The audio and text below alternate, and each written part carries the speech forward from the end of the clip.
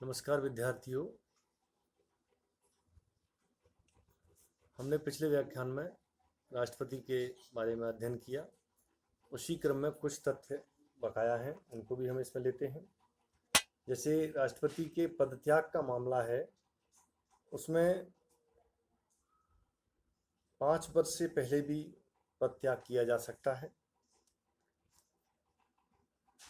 उपराष्ट्रपति को संबोधित अपने पद द्वारा, अपने त्यागपत्र द्वारा किया जाता है। हमेशा यह ध्यान रखने वाला तथ्य है कि राष्ट्रपति जब भी इस्तीफा देगा तो उपराष्ट्रपति को ही देगा, अन्यत्र कहीं पर भी नहीं देंगे। उपराष्ट्रपति को संबोधित अपने पदत्याग द्वारा उपराष्ट्रपति को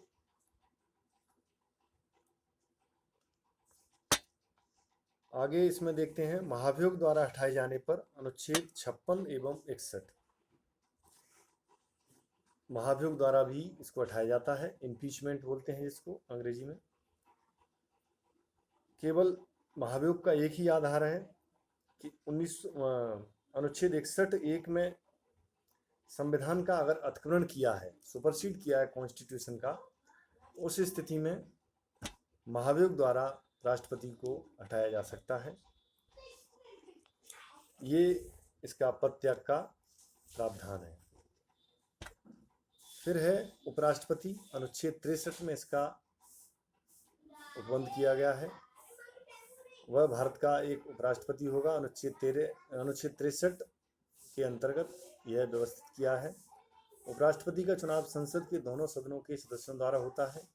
यह चुनाव एकल हस्तांतरणीय मत के माध्यम से समानुपाती प्रतिनिधित्व पद्धति के अनुसार किया जाता है। उपराष्ट्रपति के चुनाव में संबंधित या इससे जुड़ा कोई भी विवाद सर्वोच्च न्यायालय द्वारा निर्णित होता है, जिसका न्याय क्षेत्र विशिष्ट और अंतिम है। एक व्यक्ति के उपराष्ट्रपति के रूप में चुनाव के लिए योग्यताएं वही हैं जो राष्ट्रपति के चुनाव के लिए, यानी अधिकतम सारी जो नियुक्तियों की, निर्वाचन की संबंधित जो प्रावधान है वह राष्ट्रपति के ही समानार्थी हैं। उपराष्ट्रपति राज्यसभा का पदेन सभापति होता है। ये यहाँ ध्यान रखने वाला बिंदु है। राज्यसभा का पदेन सभापति, एक्स ऑफिशियो जिसको बोलते हैं, लेकिन वह राज्यसभा का सदस्य नहीं होता है। पदेन सभापति जरूर है, लेकिन उस राज्यसभा का वह मेंबर नहीं होता है। डॉक्टर राधाकृष्णन भारत के पहले उपराष्ट्रपति थे। वर्तमान में वेंकैया नायडू, वर्तमान में राष्ट्रपति रामनाथ कोविंद हैं। फिर है प्रधानमंत्री एवं मंत्रिपरिषद। संविधान के अनुच्छेद 74 के अनुसार राष्ट्रपति को उसके कार्यों में सहायता एवं सलाह देने के लिए एक मंत्रिपरिषद होगी, जिसका जो मुखिया है वह प्रधानमंत्री होता है। संविधान का अनुच्छेद 75 प्रधानमंत्री की नियुक्ति के लिए राष्ट्रपति द्वारा करता है। अन्य मंत्रियों की नियुक्ति राष्ट्रपति द्वारा प्रधानमंत्री की सलाह पर ही की जाएगी। पद ग्रहण से पूर्व प्रधानमंत्री सहित प्रत्येक मंत्री को राष्ट्रपति के समक्ष पद और गोपनीयता की शपथ लेनी होती है। मंत्रिपरिषद सामूहिक रूप से लोकसभा के प्रति उत्तरदायी होती है, अनुच्छेद 75(3) में। यानी सामूहिक रूप से मंत्रिपरिषद लोकसभा के प्रति उत्तरदायी होती है। अगर अविश्वास प्रस्ताव हो या विश्वास मत खो दिया हो तो संपूर्ण लोकसभा को ही त्यागपत्र देना होता है। प्रधानमंत्री की सलाह पर ही राष्ट्रपति लोकसभा को भंग करता है। देखिए, व्यवहारिक या राजनीति की वास्तविक स्थिति को देखा जाए तो मंत्रिपरिषद ही या प्रधानमंत्री ही सर्वाधिक शक्तियों का प्रयोग करने वाले एवं वास्तविक शक्तियों को क्रियान्वित करने वाले प्रमुख रूप से माने जाते हैं। प्रधानमंत्री नीति आयोग, पूर्व में जिसका नाम योजना आयोग था, का पदेन अध्यक्ष भी होता है। देश के पहले प्रधानमंत्री पंडित जवाहरलाल नेहरू थे। वे वर्ष 1947 से 1964 तक भारत के पीएम रहे। प्रथम गैर कांग्रेसी प्रधानमंत्री मोरारजी देसाई 1977 से 1979 तक देश की प्रथम महिला प्रधानमंत्री श्रीमती इंदिरा गांधी थीं। पीवी नरसिम्हा राव एवं एचडी देवेगौड़ा प्रधानमंत्री का पद ग्रहण करते समय किसी भी सदन के सदस्य नहीं थे। नरसिम्हा राव एवं एचडी देवेगौड़ा ऐसे प्रधानमंत्री जो पद ग्रहण करते समय राज्यसभा के सदस्य थे श्रीमती इंदिरा गांधी, इंद्र कुमार गुजराल एवं मनमोहन सिंह। चौधरी चरण सिंह एकमात्र ऐसे प्रधानमंत्री रहे जो कभी लोकसभा में उपस्थित नहीं हुए। विश्वास मत प्राप्त करने में असफल रहने वाले प्रथम प्रधानमंत्री विश्वनाथ प्रताप सिंह थे। सबसे कम समय तक मात्र 13 दिन रहने वाले प्रधानमंत्री अटल बिहारी वाजपेयी थे। गुलजारी लाल नंदा को 2 बार 1964 और 1966 में अंतरिम प्रधानमंत्री बनाया गया। वर्तमान प्रधानमंत्री नरेंद्र मोदी स्वतंत्र भारत में पैदा होने वाले एकमात्र प्रधानमंत्री हैं। वर्तमान प्रधानमंत्री नरेंद्र मोदी स्वतंत्र भारत में पैदा होने वाले एकमात्र प्रधानमंत्री हैं। देखिए, स्वतंत्र भारत में यानी नरेंद्र मोदी जो पूर्ण बहुमत प्राप्त गैर कांग्रेसी प्रधानमंत्री हैं, जिनकी जो बहुमत प्रणाली की जो शक्ति है वह दलीय आधार पर व्यक्तिगत रूप से समर्थ एवं बहुमत को प्राप्त है। ऐसे ये प्रधानमंत्री विशिष्ट स्थान रखते हैं, क्योंकि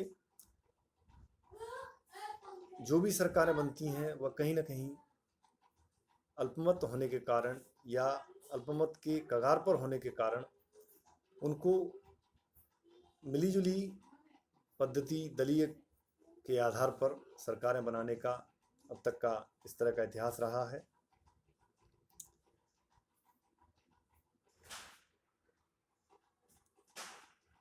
तो इस तरह से प्रधानमंत्री के बारे में ये प्रमुख बिंदु हैं। प्रधानमंत्री संपूर्ण शक्तियों का प्रयोग कैबिनेट के निर्णय के अनुसार ही करता है। कैबिनेट का जो निर्णय होता है वह संसदीय समिति के आधार पर या उनके निर्णय करने की जो वैधानिक प्रक्रिया है उसके अंतर्गत कार्यों को संपादित करते हैं।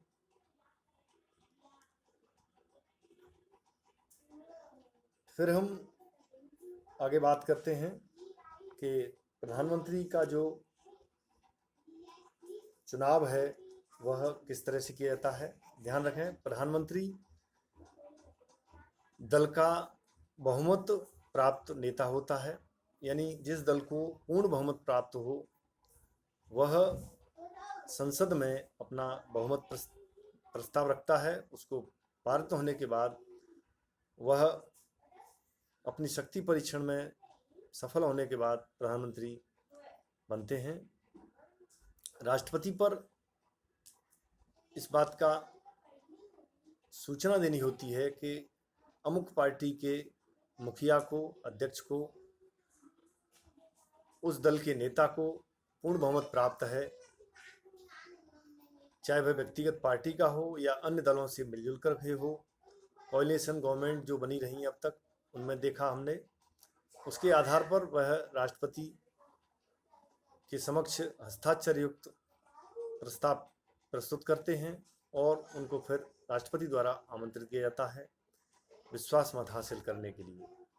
तो संसदीय प्रक्रिया द्वारा जब यह आशय स्पष्ट हो जाता है कि अमुक दल को पूर्ण बहुमत प्राप्त है, तो वह दल सरकार बनाने के लिए तैयार होता है एवं प्रधानमंत्री उनमें से ही बनते हैं जो दल के मुखिया होते हैं। फिर राजनीति को माध्यम बना करके